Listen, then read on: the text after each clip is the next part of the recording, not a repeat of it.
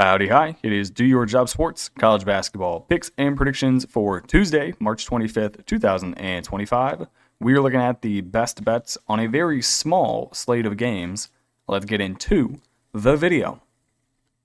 All right, so this is exact opposite of what we've been seeing normally. 6-0. Who would have thought that? Not me. Not I, said the fly. As we go flawless. Now, these are from Sunday, given as though they're, I don't think there were any men's basketball games today being Monday. There were a few women's. I think that my first women's college basketball game of the season, I took Illinois. No, I didn't. I did not take Illinois. Who did I take? Dude, it was ugly today what I took.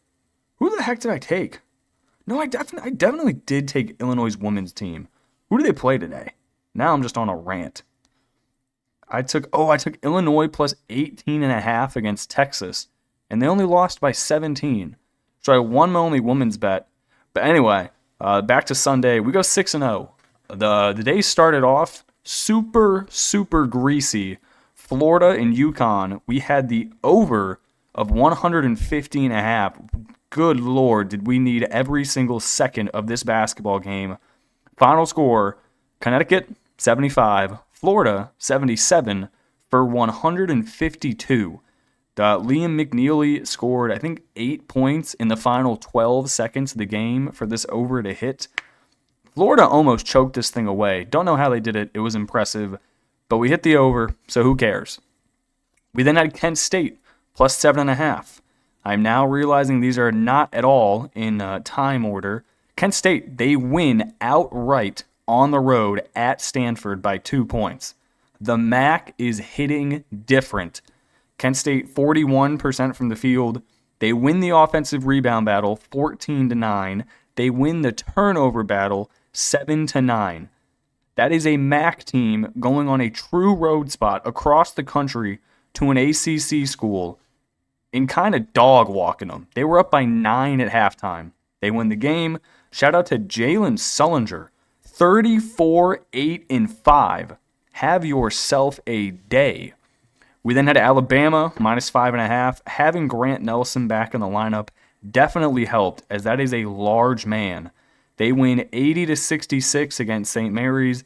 St. Mary's, you had a good run. Most of their seniors are now down. Marshallonis, you are now going to retire. Saxon, you are going to retire. Or maybe go play in the Euro League. Or maybe the NBA. Anybody can suit up in the NBA right now. NBA sucks. We then had Kentucky, plus 1.5 against Illinois. They also kind of dog-walked Illinois. They win 84-75. Did Illinois have a lead in this game? Illinois' biggest lead, 1. Kentucky's biggest lead, 16. They shoot at 47% from the field, 38% from deep. They lose the offensive rebound battle. They win the turnover battle. Illinois, 14 turnovers.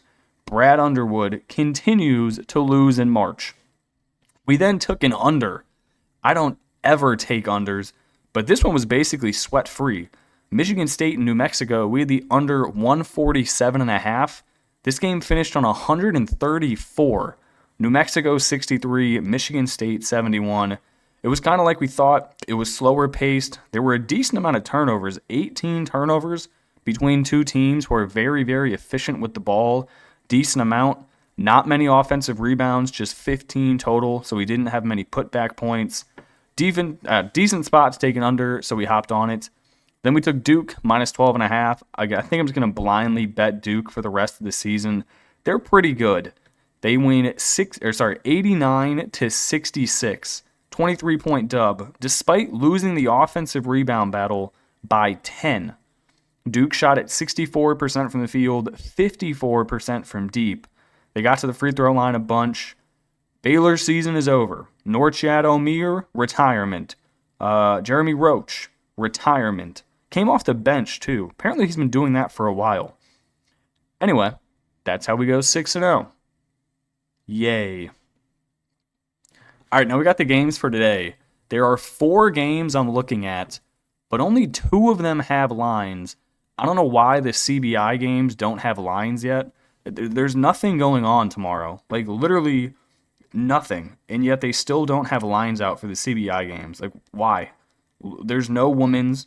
There's only 2 NIT games. Why do we not have lines out literally less than 24 hours before they tip off?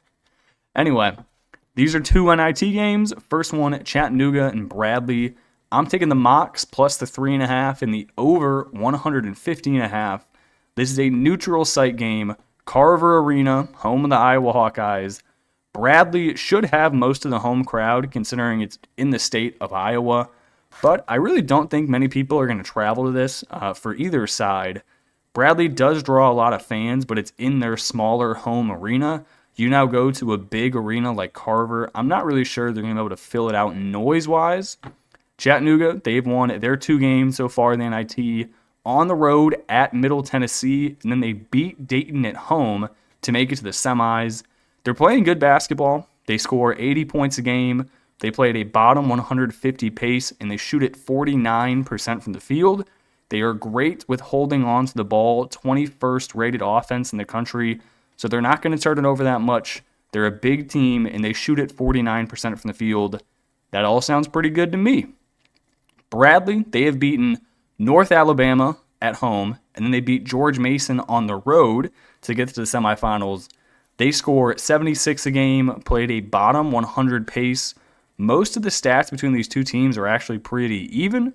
Bradley does have the significantly better defense, but I think that's partially because their home court advantage is just so lit that any team going into Bradley just kind of gets fucked up. If the Mocs can hold it down defensively, I think they stand a shot to win this game outright. So I'll take Chattanooga plus the 3.5. Also taking the over 115.5. Every once in a while, Bradley just becomes unconscious from the field. Kind of like UNC, if you catch them on a bad night, they're just going to drop 90 on you. So I'll also take the over 150.5. Next game, this one is a true road spot for North Texas, playing in Stillwater against Oklahoma State. Even with the home court, I think North Texas is going to win outright. Haven't really been impressed by Oklahoma State this year. Despite having a semi-good end of season and them winning their first 2 games of this tournament, I'm going to take North Texas. North Texas, they beat Furman in the first round and then Arkansas State in their second game. They score 69 points a game, play at the 3rd slowest pace in the country, shoot at 45% from the field. They're top 30 in free throw percentage. Their defense is top tier. They shouldn't have any real problem holding Oklahoma State to a low number of points. Oklahoma State, they beat Wichita State and SMU. The Wichita State game was kind of fraudulent. Beating SMU on the road, impressive. That was nice. They score 73 points a game, played a top 25 pace in the country. So we got 2 very different styles of ball. North Texas, slow the game down, make it ugly. Oklahoma State, run, shoot the ball. But that's their problem. They can't shoot the ball. 43% from the field overall, and they turn the ball over a ton. 13 turnovers per contest. That is not going to end well against a North Texas defense that is top 30 in the country. Give me North Texas plus the 1.5. All right, so now we get to the games where I do not know the lines. It is CBI Tournament, Incarnate Word, and Illinois State. Then you have FGCU and Cleveland State. Game number 1, I am taking Incarnate Word. I would imagine it's going to be basically a pick'em. I have no idea. If I was making the line, I'd make it even Stevens. But I'm taking plus, minus, whatever they open at. Give me our Incarnate Word. Illinois State, they beat Presbyterian Sunday 78-70. So they do have a day off, which Incarnate Word does not. They average 75 points a game, played a bottom 75 pace, shoot at 48% from the field. They make 10 3-pointers a game. This is very much a live and die by the 3-pointer. Their defense is not good, 275th in the country. Imagine like the poverty of poverty Alabama teams. That is Illinois State. Incarnate Word, they beat Manhattan in the first round, then Jacksonville in the second round. Now they play for the 3rd day in a row. They score 74 points a game, play at a bottom 25 pace. They shoot at 47% from the field. These teams are pretty even in stats. I like how Incarnate Word playing. Normally, I wouldn't favor the team playing 3 days in a row, But they're playing good basketball. They're hot. Their college season's about to come to an end. I don't really think any tired legs are going to impact them here. Give me Incarnate Word plus or minus whatever they open at. Next game and final game, FGCU and Cleveland State. The A-Sun and the Horizon battle. Here, I'm kind of thinking Cleveland State is going to open like maybe a slight dog. Cleveland State plus like 2.5 maybe. But I'd imagine this one's basically at a pick 'em as well. FGCU, they beat Army by 3 points yesterday to move on in the semifinals here. They score 72 points a game, played a bottom 50 pace, and they shoot it 47% from the field. They make 8 3-pointers a game. Everything else they do is pretty middle of the road. FGCU, quality team in the A-Sun, but nothing to really write home about. Cleveland State, they beat Queens by 15 points yesterday. They average 73 points a game, played a bottom 125 pace, shoot it 45% from the field. They were one of the top-tier teams in the Horizon. It was them, Youngstown State, Oakland, IPFW.